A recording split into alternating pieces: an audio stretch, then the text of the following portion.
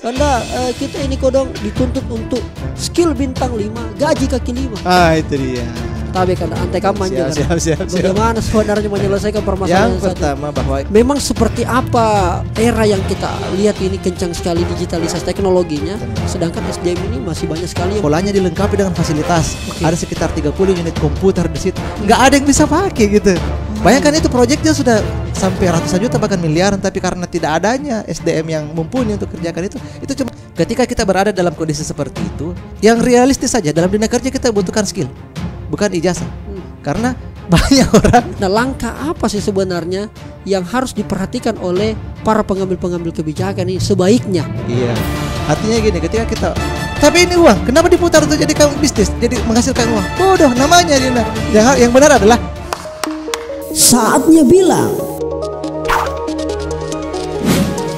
kamu kelas. Halo Cika, kembali lagi di Kamu Kelas Podcast bersama saya Rizal Jamal. Senang sekali kemudian untuk sama-sama kita akan dengar-dengar lagi nih. Kita akan sharing sama-sama soal hal yang sangat penting dalam kehidupan kita ini. Kali ini teman saya yang luar biasa, aktif juga dalam dunia profesi seperti public speaker, trainer dan seterusnya. Dan kali ini baru dapat kesempatan hasil janjian dalam beberapa kali, akhirnya Allah takdirkan di momen kali ini. Langsung kita sapa Mr. Anhar. Assalamualaikum. Waalaikumsalam warahmatullahi wabarakatuh. Luar biasa, saya sekali masalah ini. Mohon maaf lahir dan batin dulu coach. Iya, maaf lahir batin juga. Luar biasa. Iya. Coach, ini kita mau ngobrol-ngobrol karena kemarin kan banyak sekali yang center-center dan tembak-tembak saya di Instagram ini. Iya, apa itu? Karena ini kan kebanyakan netizen, followers kita ini kan sekarang sudah mengalami era transformasi. Era transformasi. Otomatis juga ini kan teknologi kencang sekali. Betul. Luar biasa. Tapi kalau kita tidak perkuat dengan kemampuan SDM yang mumpuni, iya. Baik, balas sih kita ini. Betul. Gawat sekali ini. Dan saya termasuk orang yang konsen ke situ, coach.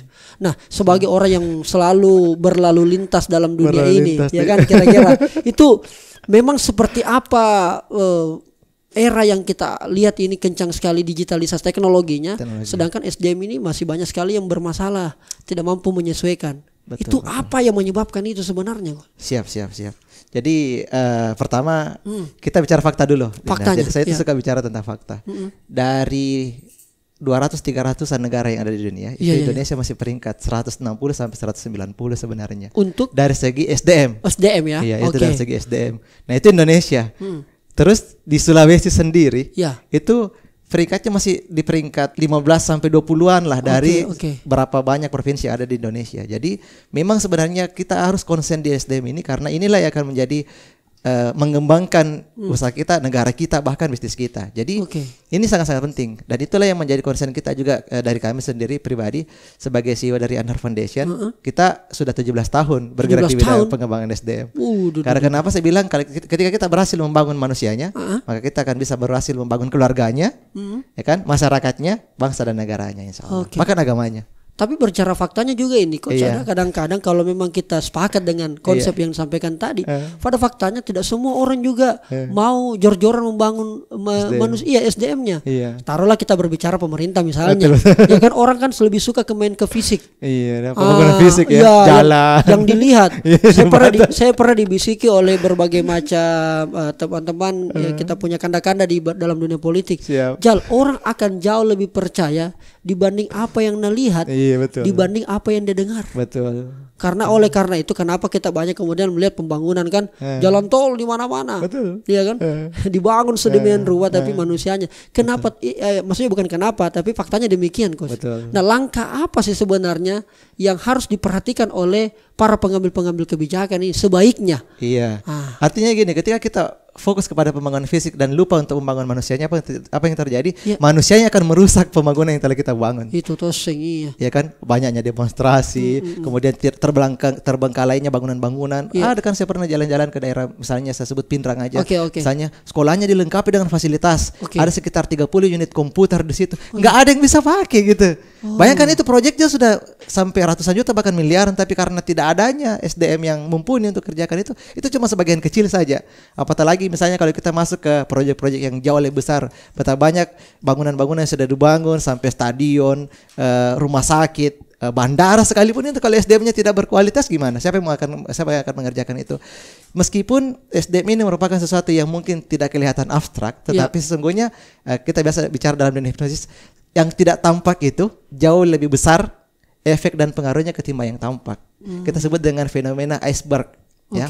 Kalau kita lihat sebuah gunung es, kita lihat yang muncul itu cuma sekitar 10-12%. Yang tidak tampak itu 88-90%. Nah, itulah yang paling berpengaruh sebenarnya. Ini yang harus kita perhatikan. SDM itu sangat-sangat dibutuhkan untuk, saya bilang tadi, pengembangan dalam segala hal, segala bidang. Makanya kami konsennya di situ.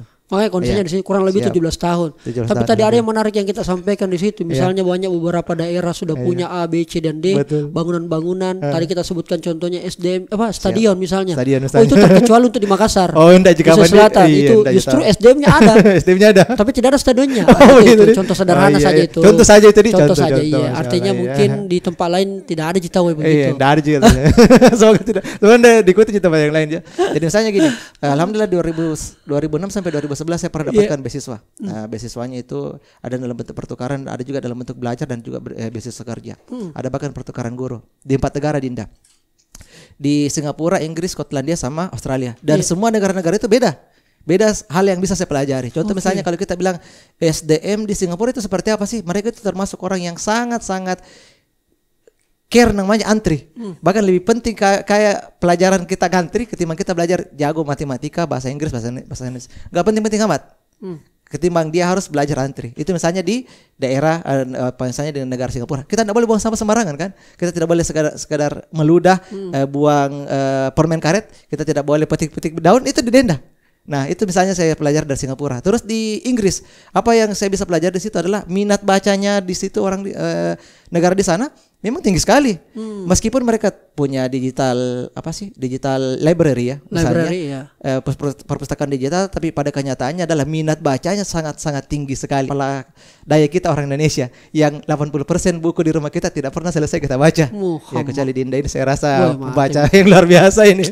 Banyak sekali referensinya ya. Nah, apalagi yang saya pelajari di Skotlandia misalnya tahun 2006. Tahun 2006 di Skotlandia, tahu Dinda, hampir setiap rumah dan sudut-sudut kota itu ada free internet akses. Nggak ada bilang adakah wifi, adakah paspor, tidak ada. Adakah kuota yang habis atau misalnya tidak ada pulsa? Hampir-hampir tidak ada.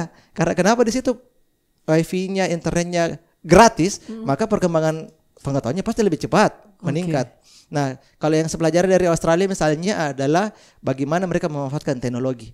Kita mengenal Zoom misalnya tahun 2019-2020 karena ada pandemi COVID. Di 2010 waktu saya dapatkan pertukaran guru ke sana, orang sudah pakai aplikasi webinar untuk belajar. Anak-anak itu masuk ke sekolah tidak bawa buku, dia bawa tablet.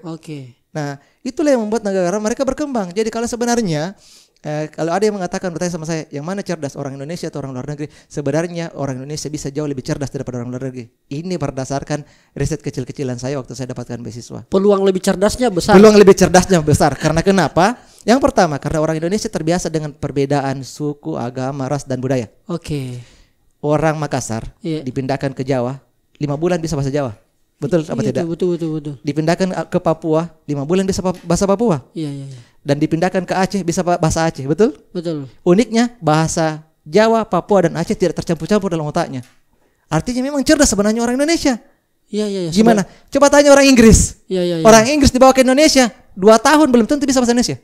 Artinya apa? Kita sudah terbiasa dengan struktur perbedaan itu dan otak kita akhirnya terbiasa dengan menerima itu. Tidak ada itu orang misalnya bahasa Indonesia tercampur-campur dengan bahasa Arab, bahasa Cina, bahasa Korea, bahasa India secara tidak disengaja. Pasti mereka sengaja. Itu yang saya lihat bahwa ketika saya pertukaran pemuda juga misalnya waktu ke Skotlandia, saya lihat ternyata anak-anak Indonesia yang lahir di sana, artinya orang Indonesia yang menikah dengan orang sana, lahir anaknya lebih cerdas daripada orang tuanya. Yang mengajarkan bahasa Inggris adalah anaknya kepada orang tuanya. Artinya memang potensinya besar. Ketimbang misalnya ada bule yang dari bayi langsung dibawa ke Indonesia, kecerdasannya mungkin karena faktor lingkungan, budaya, fasilitas yang kurang, akhirnya kecerdasannya standar. Nah, Jadi saya sepakat soal itu tadi. Akhirnya kemudian berimplikasi lah ini, coach. Berada pada dalam dunia kerja. Iya kan? Ini yang kadang-kadang makanya kadang-kadang saya dikasih tahu. Pernah kan saya orasi ilmiah di salah satu kampus. Yang sekarang penontonnya sudah di angka berapa itu, Dek? Sudah 4 juta, 5 juta. Masya Allah, kurang lebih 4 juta. Komennya rata-rata itu hampir imbang. Ada yang mensupport dengan apa yang saya sampaikan, ada juga yang pro, ada pro dan kontra. Yang saya katakan bahwa sebelum Anda keluar keluar ini. Iya, saya dapat itu. Saya dapat sebelum Anda keluar ini sudah ada berapa juta orang mengantri ini sebagai pengangguran terdidik. Betul, pengangguran terdidik. Ini pengangguran terdidik. Dan rata-rata memang masalah kita dalam dunia kerja adalah persoalan kemampuan, persoalan skill. Betul. Katanya Kanda anda perlu jikit terlalu bagaimana. Selama kita punya jaringan, kekuatan orang dalam, privilege tertentu. Bahkan saya pernah kena diprotes salah satu anak SMA waktu saya beri materi. Kanda sebenarnya apakah itu definisi sukses? Saya jelaskanlah berdasarkan semestinya. Sukses adalah ini langsung dia bilang Kanda bale-bale anjo. Dia bilang bohong itu sukses Kanda. Biar kita setengah mati belajar kiri kanan dapat beasiswa pertukaran apa tuh mah. Dada dekek. Pada faktanya di lapangan orang pintar akan dikalahkan sama orang yang mereka punya privilege. Orang dalam, pintar. Orang dalam ke privilege-nya politika atau bagaimana itu? Ada hierarkinya itu. Orang malas akan dikalahkan oleh orang rajin. Orang rajin akan dikalahkan oleh orang beruntung dan orang beruntung akan dikalahkan oleh orang dalam. Jadi kalau ada kuliah jurusan orang dalam itu kayaknya laku itu deh. Termasuk saya mau jadi ketua jurusannya. Kalau kajurnya dia. Iya. Akhirnya kemudian orang bermasalah juga di dalam dunia kerjanya. Apa itu kesehatan mentalnya? Sudah jamin deh. Ada juga kemarin yang komen Kanda. Apatis ya. Iya, ada kemarin komen Kanda. Kanda kita ini kodong dituntut untuk skill bintang 5, gaji kaki 5. Itu dia. Tapi Kanda antek aman siap. Bagaimana sebenarnya menyelesaikan permasalahan yang pertama bahwa itu ya, apa hal juga yang saya dapatkan dari luar negeri dan saya kembali ke Indonesia adalah mereka itu sangat menghargai yang namanya skill. Skill is number one. Dihargai mereka mereka hire kita di sebuah perusahaan, di sebuah pekerjaan karena skill. Nggak butuh itu ijazah, mohon maaf ya, hitam di atas putih, nggak penting-penting amat. Ada saja yang membutuhkan untuk sekedar administrasi, tapi tidak penting-penting amat. Karena kenapa mereka skill? What can you do for us? Apa yang bisa kau lakukan untuk kami? Iya kan? Contoh misalnya, yang satunya adalah sarjana ilmu komputer. Yang satunya tidak sekolah, tapi tiba-tiba oke silakan bongkar itu komputer. Setelah kau bongkar, pasang rakit kembali. Yang mana kira-kira diterima? Sarjana ilmu komputer, mohon maaf, atau yang itu tadi bongkar pasang komputer dalam waktu setengah jam dia bisa kerjakan? Yang mana kira-kira diterima? Iya dong. Yang kedua, sarjana pertanian atau yang tiba-tiba langsung bisa menerapkan ilmu pertaniannya di lahan yang sebenarnya. Yang mana yang kira-kira di luar negeri tidak terlalu dibutuhkan ijazah, mohon maaf. Dan akhirnya itu saya menjadi tamparan, mohon maaf, selama ini karena orang itu di Indonesia kan pola hidupnya menjadi standar rata-rata. Dia belajar untuk bohong kalau bilang belajar itu untuk dapatkan ilmu, Dinda. Belajar itu untuk dapatkan ijazah. Karena dia bilang orang belajar untuk dapatkan ijazah. Mau tidak saya kasih ke ijazah saya kasih ke ijazah tapi saya tidak ajar. Saya tidak kasih ilmu sama sekali. Tidak mau pasti. Jadi intinya dia belajar untuk dapat ijazah sebenarnya. Bukan belajar untuk dapat ilmu. Nah, ketika dia dapat ijazah untuk dapat kerja untuk dapat uang untuk bisa bahagia. Salah satu saja komponennya hilang, maka gagal ini apa? Dia gagal untuk menjadi bahagia, Dinda. Betul. Makanya dia ada istilah muncul jengki lupa bahagia. Nah, itu kan. Betul. Nah, kalau selama saya belajar di sana, akhirnya saya berpikir belajar tuh dapat ilmu. Jadi tidak perlu ijazah. Percaya tidak? Waktu saya dapat pendidikan di luar negeri, termasuk diantaranya itu waktu saya ambil pendidikan di London Teacher Training College, itu adalah sertifikasi yang diterima di 120 negara. Sertifikasi mengajar yang diterima di 120 negara, Dinda. Saya tidak ambil ijazahnya. Kenapa bisa? Karena saya lagi membuktikan kepada orang bahwa saya butuhkan ilmunya, saya butuhkan skillnya, dan itu saya bawa ke Indonesia. Alhamdulillah keterima untuk mengajar di beberapa kampus dan sebagainya hanya dengan skill yang kita miliki, jadi trainer, pemateri, jadi terapis dan sebagainya, jadi instruktur, pembicara kementerian, itu skill. Nah, bukan karena ijazah. Mohon maaf, saya juga pernah S2 di Makassar sini. S2 ketika S2 itu di salah satu kampus terbesar di Makassar juga. Begitu teman-teman pada ujian, pada wisuda, saya tidak ambil ijazah. Saya lagi membuktikan kepada orang bahwa sekali lagi saya butuhkan ilmunya. Kebetulan waktu itu saya ambil magister manajemen, MM di bidang ekonomi. Saya ambil ilmunya magister manajemen itu tentang manajemen, pemasaran dan sebagainya. Itu yang saya pakai sampai sekarang. Percaya tidak? Saya bikin pelatihan tentang bisnis, menjadi bisnis coaching, bisnis coach sekarang, mentor bisnis. Itu dari ilmu-ilmu yang saya pernah dapatkan di kampus. Di antaranya. Artinya saya lagi membuktikan bahwa yang namanya skill, yang namanya keterampilan, yang namanya knowledge itu sangat-sangat penting. Nah, inilah yang mohon maaf kalau di Indonesia itu masih tidak terlalu care orang dengan itu. Ketika saya balik waktu tahun 2006-2010 itu saya balik ke sini, saya agak sok sedikit karena memang kamu siapa, apa ijazahmu linear dengan yang kamu ajarkan apa tidak. Kalau tidak linear nggak bisa. Itu kan yang sempat saya jadi shock dengan keadaan seperti itu. Tapi saya buktikan bahwa ternyata bisa. Nah, ketika kita berada dalam kondisi seperti itu, yang realistis saja dalam dunia kerja kita butuhkan skill, bukan ijazah. Karena banyak orang nanti di tempat kerjanya baru di training. Oke. Bagaimana? 3 bulan betul ya. 3 bulan, 4 bulan. Itu kan namanya wasting time, menghabiskan waktu. Kenapa? Betul. Kenapa harus di training? Kalau memang kau memang sarjana, kau memang sudah katanya kau intelektual akademisi, ya sudah. Harusnya sudah siap untuk diterima di tempat kerja. Tapi kepada kenyataannya enggak. Mereka akan di training kembali sesuai dengan standar dari perusahaan. Nah, inilah yang membuat kami belakangan ini di Anar Foundation itu kita mulai concern bahwa kayaknya memang butuh yang namanya sertifikasi profesi. Betul, artinya begini, Anda siapa? Anda adalah seorang pembicara, trainer. Kata siapa? Iya. Anda siapa? Saya tukang listrik. Kata siapa? Kata kamu sendiri? Atau kata orang-orang lain? Enggak. Itu harus kata negara. Karena kenapa? Ketika itu adalah sebuah sertifikasi, dan sertifikasi itu adalah sertifikasi profesi yang menggabungkan 3 aspek, yaitu skill, knowledge, sama attitude, maka itu akan diakui oleh negara. Nah, diantaranya pelatihan-pelatihan yang dilaksanakan oleh BNSP itu penting sekali, Dinda. Luar biasa. Itu penting sekali. Jadi artinya kalau sudah ada seperti itu, BNSP sendiri pasti punya standar. Nggak mungkin diluluskan. Ada orang yang sudah ikut pelatihan BNSP, sudah bayar mahal-mahal, ikut ujian dikatakan belum kompeten, nggak lulus, Dinda. Itu baru dikatakan ujian yang sebenarnya. Mohon maaf, berbeda waktu kita dulu ujian di sekolah. Jangan disampaikan, itu sudah rahasia umum lah. Kita setengah mati kerja lingkar-lingkari, begitu tiba di ruang guru, dihapus semua, diganti. Apa gunanya kita belajar? Betul. Iya toh? Jadi artinya gitu. tidak semudah yang kita bisa lewati, Kakak ya. Kalau biasa di sekolah kan ya, kalau bisa ya anaknya ini, anaknya puang ini, tidak enak.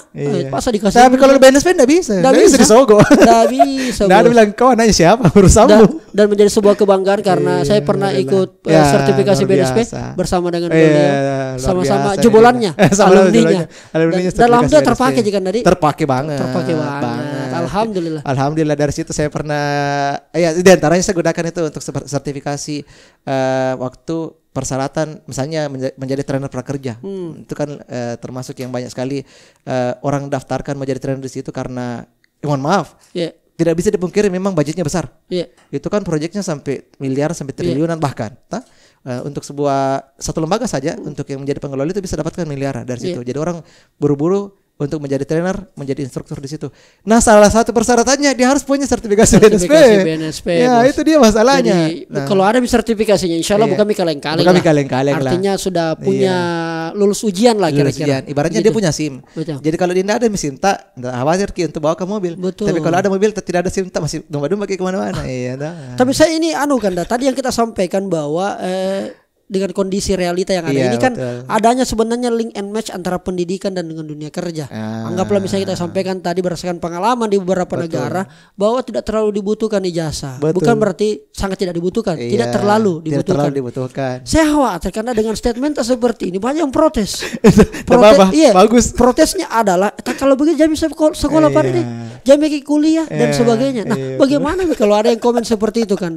Apa yang harus disampaikan? Kalau begitu pada tak kalau langsung mikir saja praktek, tak kalau tidak usah mikir sekolah, maka kemudian juga lembaga-lembaga pendidikan kita, apakah itu yang negeri maupun swasta akan kekurangan. Karena pada faktanya, mohon maaf ini coach, pada faktanya coach banyak juga lembaga pendidikan kita, baik itu sekolah maupun sejenisnya, itu muatannya bisnis. Antai kamane. Bagaimana caranya menyikapi itu? Biarkan ini menjadi sebuah polemik lah. Artinya seperti ini, Dinda. Apakah itu sebuah pengingkaran terhadap pendidikan? Enggak, Dinda. Bagi saya itu ketika orang punya skill dan tidak ada knowledge yang didapatkan dari pendidikan formal sama dengan makan nasi tidak pakai ikan. Hambar di? Iya, tetap harus dibutuhkan dua-duanya. Kita dapatkan skill dari pengalaman dan sertifikasi misalnya di lapangan, dan kita dapatkan knowledge dari kampus. Penting. Saya katakan, saya tidak mengatakan bahwa pendidikan itu tidak penting. Saya mengatakan ijazahnya yang tidak terlalu penting digunakan di dunia kerja. Karena kenapa? Andainya penting, pasti selalu dibawa-bawa. Contohnya misalnya gini, HP itu penting apa tidak? Penting sekali. Dibawa kemana-mana? Dibawa. Mau tidur dipakai? Mau ke kamar mandi? Di toilet saya dibawa kasihan. Penting toh? Penting. Ijazah tak? Penting apa tidak? Kapan pertama kali lihat ijazah tak? terakhir waktu untuk persyaratan untuk 2 kali jadi itu ijazah dilihat. Pertama waktu kita terima, bahagia sekali mereka lulus mak. Yang kedua waktu ini mau dipakai sama kerja, melamar kerja atau misalnya mau lanjut pendidik. Itu aja. Andainya penting dibawa ke mana-mana, disimpan di tas, ya kan? Atau dibawa ke mana-mana, dikalungin di sini. Penting. Tapi pada kenyataannya dia tidak dibutuhkan. Artinya di situ saya bicara tentang angka atau nilai-nilai. Banyak orang yang fokusnya mengejar nilai, tapi lupa untuk menjadi pribadi yang bernilai, Dinda. Subhanallah. Gitu yang saya maksud. Berarti kalau begitu yang perlu diperbaiki ini adalah mindsetnya. Jangan kau mau sekolah atau kuliah atau sejenisnya untuk mendapatkan itu. Betul. Bagaimana itu jembatan saja kan? Jembatan itu namanya milestone. Artinya begini, beda orang kalau begitu anggap misalnya kita lompat jauh lah. Dia dari sini langsung lompat dan dia ambil ancang-ancang. Baru lompat pasti yang mana lebih jauh? Yang ancang-ancang. Kenapa bisa seperti itu? Karena ada milestone, pijakan. Pendidikan itu pijakan, Dinda. Saya tidak mengatakan tidak penting, penting sekali malah. Cuma saya bilang kalau pendidikan itu diukur dengan hitam di atas putih atau berdasarkan nilai semata, itu tidak relevan dengan kehidupan kita. Dapat 10 matematika kamu belum tentu kau jago dalam perhitungan kehidupan. Dapat 10 nilai ekonomimu belum tentu nanti kau bikin bisnis sukses dengan bisnismu karena banyak sekali faktor eksternalnya. Nah ini kalau kita pengalaman empiris. Betul. Berarti kalau kita kaitkan dengan bisnis, pengusaha dan sebagainya, ini penting juga ini Kak. Ada pernah saya dengar pengusaha bilang begini dalam sebuah pidatonya. Apa itu? Tidak penting itu kalau kita mau berbisnis, tidak terlalu penting kita sekolah. Langsung action saja.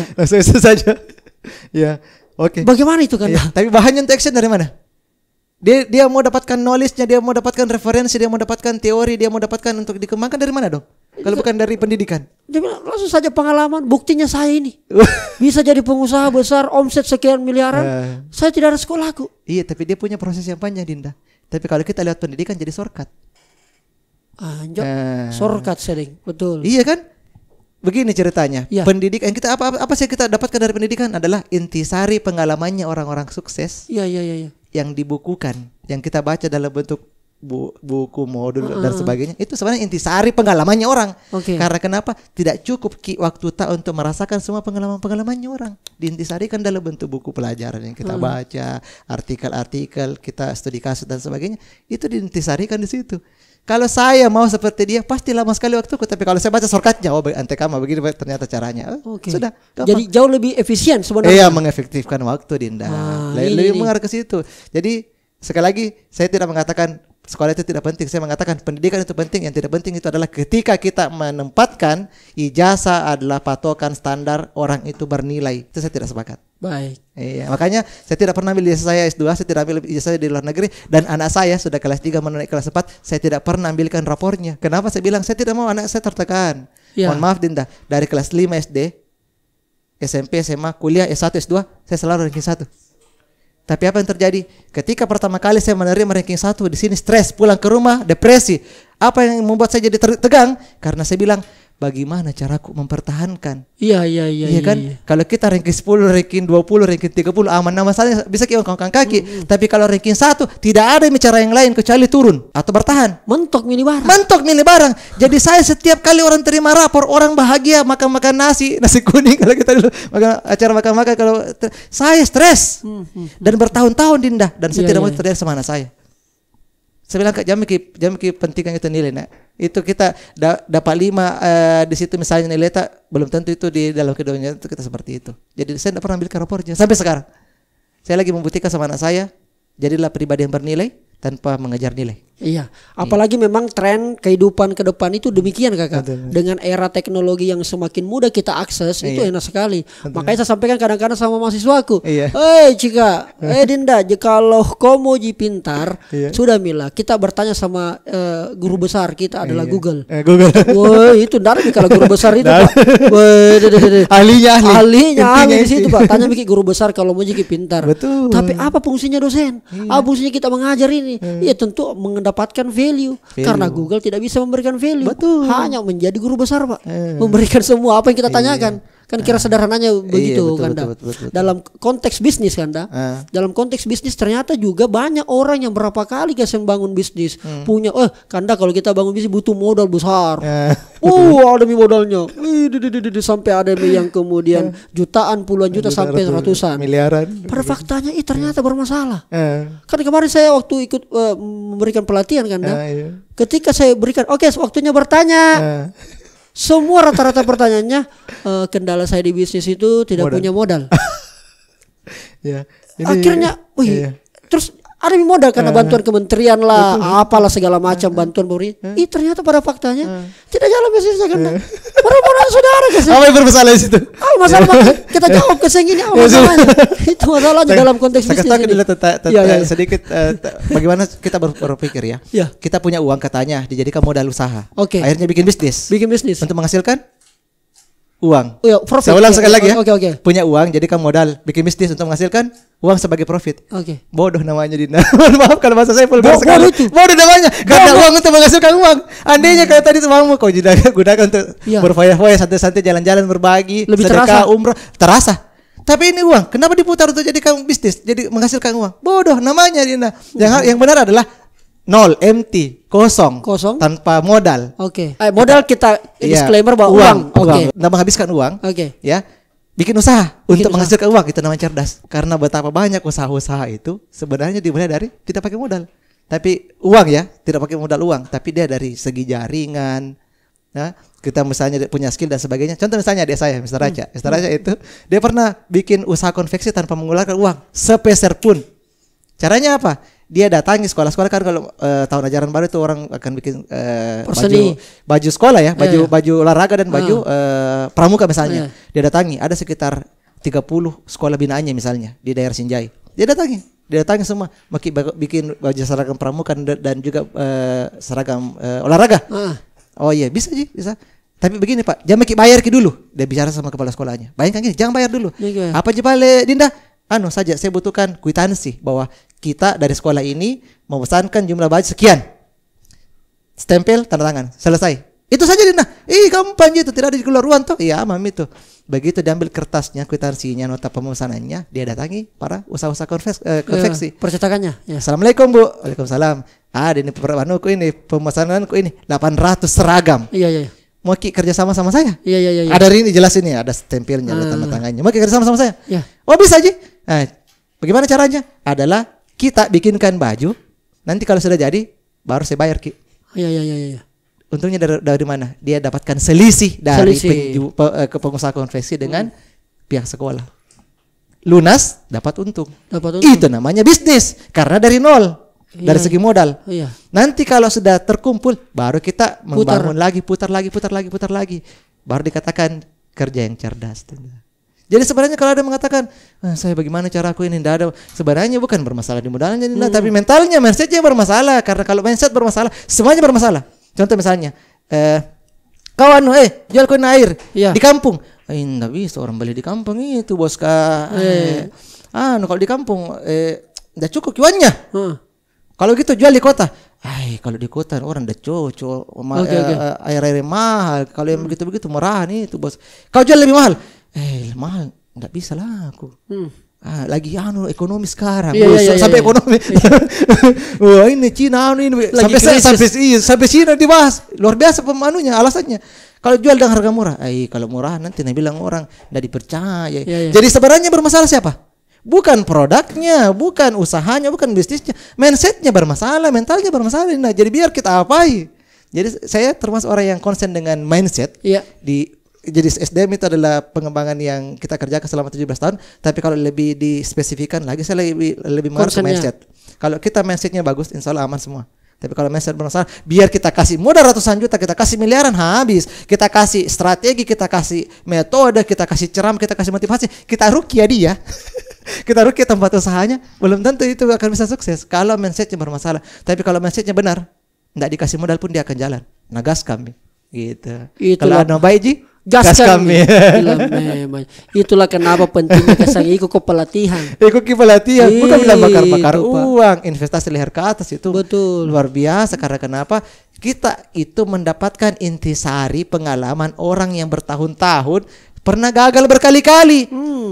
Kalau kita disuruh merasakan itu belum tentu kita mau. Betul. Belum tentu ada uang tak, belum tentu ada waktu tak. Sebenarnya tertolong Ki, lebih efektif. Ikut pelatihan jual ludah. Siapa bilang jual ludah? Kalau mereka pernah laksanakan sendiri, rasakan sendiri. Contoh misalnya saya yang konstan di bidang hipnoterapi, saya sendiri tidak pernah mengalami gangguan kejiwaan. Saya pernah depresi, saya pernah lupa ingatan, saya pernah trauma, saya pernah fobia. Ada 12 jenis trauma dan fobia yang pernah saya alami. Fobia dengan ketinggian, fobia dengan ruang sempit, fobia dengan darah, fobia dengan binatang melata, fobia dengan laut, fobia dengan tempat yang gelap dan sebagainya. Saya pernah mengalami, dan karena saya pernah mengalami dan alhamdulillah sembuh dengan pendekatan hipnoterapi, itu yang saya ajarkan sama orang. Jadi kalau orang bilang asal jual ludah, ya tabe. Saya pernah mengalami sendiri. Betul. Bagaimana depresinya, bagaimana cemasnya, bagaimana saya pernah mengalami kecemasan berlebihan, saya pernah mengalami namanya obsessive compulsive disorder. Istilah-istilah kayak begitu apa mikir itu? Saya pernah mengalami semua dan beda kalau kita adalah pernah mengalami dengan sekedar baca teori. Nah, itu pentingnya. Makanya berapa kali saya sampaikan sama anak-anak kan. Sebelah caranya itu kan bertanya Ki, karena bagaimana toseng itu kayak kita. Saya bilang bagaimana kan saya ini tidak tompi juga. Terus masih berproses. Tapi kan supaya punya Ki sesuatu yang bisa kita andalkan dan itu bisa menjadi nilai ekonomi. Saya bilang begini, gampang sekali. Pertama ini yang saya alami Kakak ya, artinya bisa jadi mungkin yang saya lakukan ini tidak cocok dengan kita. Bisa kita lakukan dengan cara yang lain. Bisa menghubungi ke Anar atau mungkin siapa. Pertama ikuti pelatihan memang Pak. Pelatihan yang terbaik.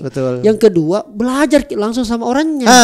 Betul. Ini karena mentor. Itu gunanya mentor. Yang ketiga karena eranya sekarang serba terbuka, kolaborasi. Kerjasama kok sembarang.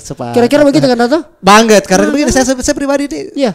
Saya sendiri punya mentor di bidang bisnis ada. Betul. Mentor di bidang spiritual ada. Mentor di bidang pengembangan diri ada. Kalau tidak ada mentor, siapa mau nasihati Ki? Betul. Sejago-jagonya Cristiano Ronaldo atau Lionel Messi yang kemarin pegang Piala Dunia. Kalau tidak ada coachnya, tidak ada mentornya, tidak ada pelatihnya, mana bisa? Pasti dia akan merasa paling jago, paling pintar, paling hebat. Dia tidak akan melihat ada namanya blind spot. Setiap orang itu punya blind spot, titik buta. Dia tidak bakalan tahu di mana letak kekurangannya. Kalau dia merasakan, saya mentor paling jago. Mentor itu sama dengan konsultan juga kan? Konsultan bisa sebagai pebisnis, tempat curhat, tempat sampah terkadang malah. Teman ngopi-ngopi. Teman ngopi-ngopi.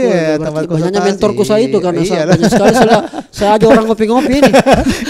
Tapi yang berisi, bukan artinya ada feedback yang bisa kita berikan. Makanya saya bilang, saya sekarang lebih banyak ke coaching. Saya temani pemilik perusahaan, owner dan sebagainya itu untuk bisnis coaching, bagaimana mengembangkan usahanya, bangun sistemnya kayak kemarin. Alhamdulillah kami mengcoaching sebuah perusahaan travel, bagaimana caranya mereka mendapatkan mencapai target insya Allah 2.000 jamaah di pemberangkatan umroh di tahun ini. Itu ada step-stepnya, ada tahapan-tahapannya. Karena terkadang kalau kita bilang, ku tahu semua maka di situ sifat takabur akan menjatuhkan kita sebenarnya. Masya Allah. Ini yang paling penting. Gitu. Sama juga orang selalu tanya, kandaku kita itu jadi konten kreator kemana-mana. Bahkan saya digelari sebagai anak muda tersibuk di Sulawesi. Kalau lihat kontennya memang begitu belakang. Terus bagaimana Pak Kanda caranya rahasia atau supaya bisa tetap stabil? Saya bilang itu solusinya kapal propolis. Kapal propolis. Supaya kita tetap mampu memiliki daya tahan itu. Ada faktor X-nya ternyata. Faktor X-nya itu salah satunya. Karena kenapa konten itu bisa bagus? Karena saya studionya di Amaris. Itu Amarisnya Petarani. Saya bilang kenapa kita punya betul-betul konsisten ini? Siapa yang menjadi contoh tak? Bilang pertama saya belajar sejarah. Dari mana? Dari Karain Sultan Hasanuddin. Dan juga Arum Malaka. Jadi masuk semua ini ceritanya nih harus pokoknya di sini kalau masuk bisa semua Pak. Dan halus itu barang. Halus sekali. Bocor halus nih. Sama ini tidak terasa kita ngobrol kurang lebih 30 menit. Kenapa bisa stabil? Karena kita minum rapid. Itu masalahnya kasihan. Jadi saya minum ini. Kita minum dulu Kanda. Wah tidak terasa ternyata kita sudah ngobrol kurang lebih setengah jam lebih Kanda. Dan saya kira banyak hal yang bisa kita diskusikan nanti. Kalau ada lagi isu-isu menarik saya undang lagi supaya bisa kita perdebatkan, kita bisa sharing. Karena semua ini demi kepentingan kalau anu baik Ji. Gas kami. Selesai itu warah. Coach, makasih banyak Coach. Sudah datang di studio yang sederhana di Kamu Kelas Podcast ini. Saya tahu banyak hal yang mungkin kita tidak sepakat dengan apa yang disampaikan. Silakan tulis di kolom komentar. Dan insya Allah Kak Anar ini adalah orang yang sangat transparan, sangat terbuka. Sangat insya Allah. Sangat terbuka. Jadi nanti kita bisa diskusi Coach ya. Boleh termasuk diskusi nanti online offline, mau di IG mau di YouTube. Betul. Saya akan sisipkan alamat Instagram beliau di description box. Jadi nanti yang mau connect langsung bisa langsung hubungi ke beliau. Dan saatnya bilang kamu kelas. Kamu kelas. Thank you Coach, luar biasa. Barakallah. Iya. Assalamualaikum. Waalaikumsalam warahmatullahi wabarakatuh. Saatnya bilang kamu kelas.